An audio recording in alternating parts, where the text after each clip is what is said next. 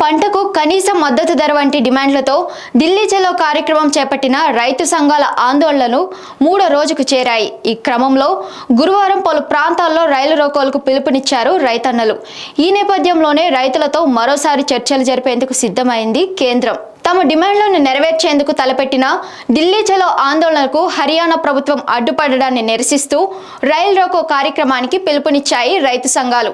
ఇందులో భాగంగా ఢిల్లీ నుండి అమృత్సర్ నుంచి లుధియానాకు వెళ్లే పలు రైళ్లను అడ్డుకుంటామని చెప్పారు. పంజాబ్ కిసాన్ మజ్దూర్ సంఘర్ష్ కమిటీ ప్రధాన కార్యదర్శి సర్వన్ సింగ్ పందేర్. దీంతో రైళ్ల రాకపోకలకు 4 గంటల పాటు తీవ్ర అంతరాయం ఏర్పడనుంది. అంతేకాకుండా పలు టోల్ ప్లాజాల వద్ద కూడా రాస్తా రోకోలు నిర్వహిస్తామని తెలిపారు. గురువారం మధ్యాహ్నం 12 గంటల నుంచి సాయంత్రం 4 గంటల వరకు అమృత్సర్కు వెళ్లే మార్గంలోని పట్టాలు బైఠాయించి నిరసన తెలపనున్నారు రైతులు. మరోవైపు శంభు బార్డర్లో రైతులపై పోలీసులు ప్రవర్తించిన తీరుకు నిరసనగా ఫిబ్రవరి 16 భారత్ బంద్కు పిలుపునిచ్చాయి రైతు సంఘాలు.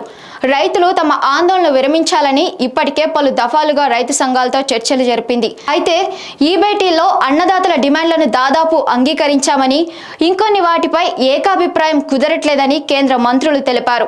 ఈ నేపథ్యంలో ఈరోజు సాయంత్రం 5 గంటలకు మరోసారి రైతులతో చర్చలు జరిపేందుకు కేంద్రం సిద్ధమైంది.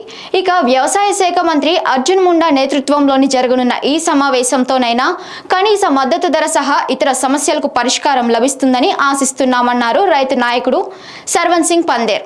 ఈ చర్చల్లో మరో 2 కేంద్ర మంత్రులు పీయూష్ గోయల్, నిత్యానంద రాయ్ పాల్గొన్నారు. పూర్తి సానుకూల దృక్పథంతో ఈరోజు మంత్రులతో జరగబోయే సమావేశానికి మేము హాజరవుతాము.